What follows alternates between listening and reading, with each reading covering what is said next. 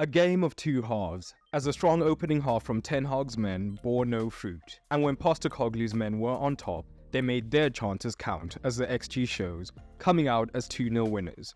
But what tactics did we see on display from both managers? Well, let's start with Spurs in possession. We saw some great in-play adaptation from Postecogu in this match, as his initial build-up shape was not working. This shape consisted of that midfield box we've seen him look to implement, with Porro tucking in alongside Bissouma to form a double pivot, allowing Sarr and Maddison to occupy the positions higher up the pitch. And this shape did have some benefits for Spurs, depending on how United pressed. If they looked to be hyper-aggressive and go man-to-man against the centre-backs to give them as little time on the ball, Spurs had ways around that. What we would often see is Rashford being joined by Garnacho high up in the press, and Fernandes would be picking up Bissouma, who would be the deeper of the two men looking to get the first pass, whilst Casemiro was more man-oriented on Maddison. This naturally left Mount with a problem, as he had both Sarr and Porro to pick up. So what we began to see is that when Mount was looking to pick up Porro higher up the pitch, Sarr would be able to drop into this right-back position and receive that first pass to alleviate the pressure. And now suddenly Shaw was also potentially faced with a 2 versus 1 down this side. And if he looked to press, United's backline was now being dragged across the pitch in order to cover, allowing Spurs to look to outnumber them. And we saw an early chance come about in this manner.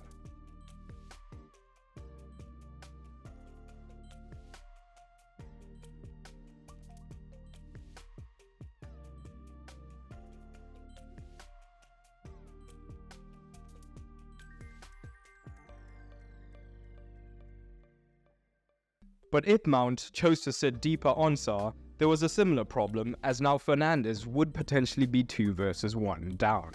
And Ten Hag was the first of the two managers to make an in-game adaptation, and this consisted of changing his pressing shape. Rather than directly going man-to-man on the centre-backs, Rashford was a solitary presser, allowing Garnacho to begin deeper and Fernandes to pick up Bissouma, so that now it was a 4 versus 4 in the midfield.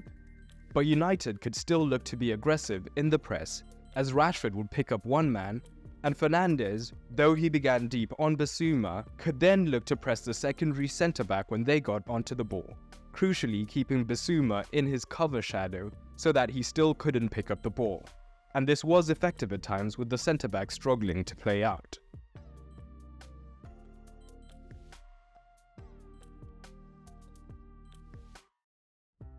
One particular culprit in these situations was Porro, who was struggling when he had to face his own goal and had pressure from behind him, from Garnacho or Mount, and we saw him getting caught in dangerous positions on more than one occasion due to this shape.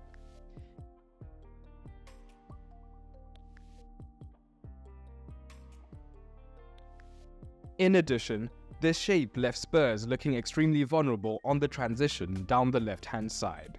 And this was because whenever they lost the ball, Garnacho was quick to pull out as wide as he could, especially with Porro still being inverted.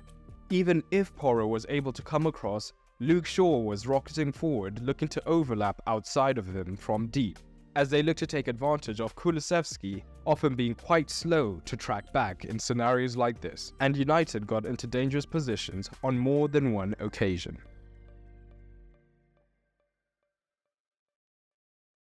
But the performance of James Maddison must be commended, as he became more and more important as the game went on. Where previously he would stay high up the pitch, occasionally pulling wide left, in the deep build-up he now began to drop deeper and deeper, drawing Casemiro with him in these scenarios, especially as Porro began to start slightly wider in the initial build-up shape, as he was struggling in the central zones with Garnacho picking him up.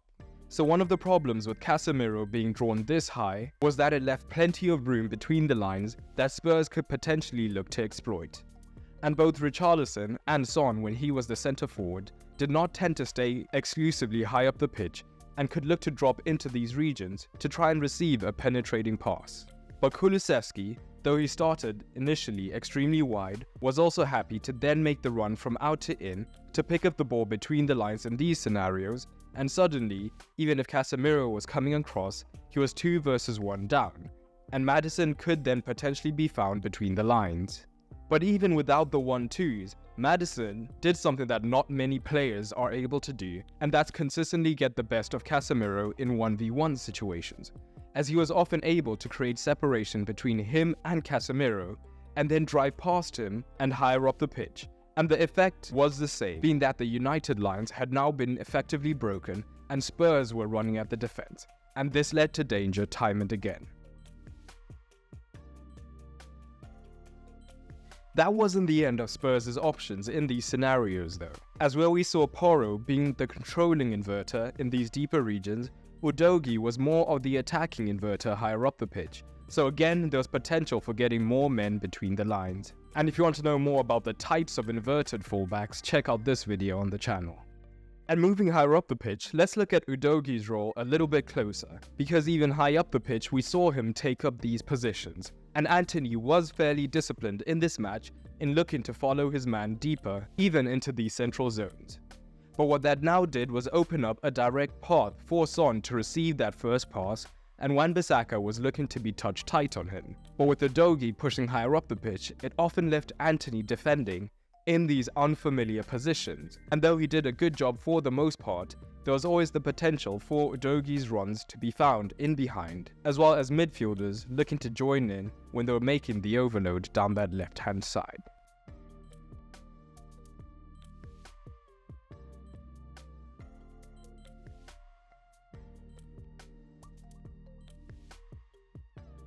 But let's quickly touch on what United did on the ball. Spurs were also looking to be aggressive in their press, with Richarlison often being joined either by Maddison from deep or Kulusevski from out wide, depending on the phase of the game.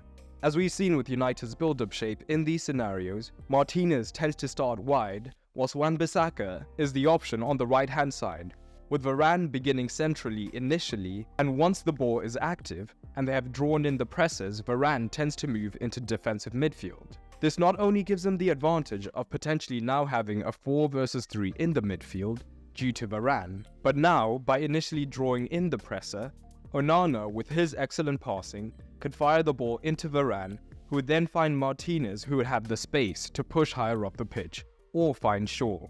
Or if it was instead Maddison pushing high up the pitch, if Kulusevski was drawn onto Martinez, Shaw could then be found directly, as Garnacho high up was pinning his man deep.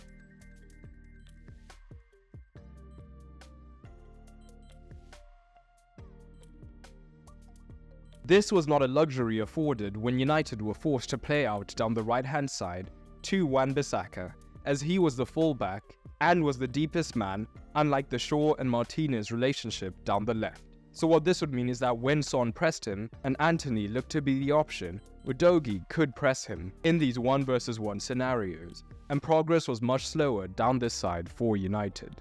But with both Shaw and Wan-Bissaka operating as more traditional fullbacks at times, giving men the scope to tuck in, especially when Sancho was on for Garnacho, United could have success when Rashford looked to drop deep to receive the ball, as we often saw him do, drawing Van der Feen in this phase.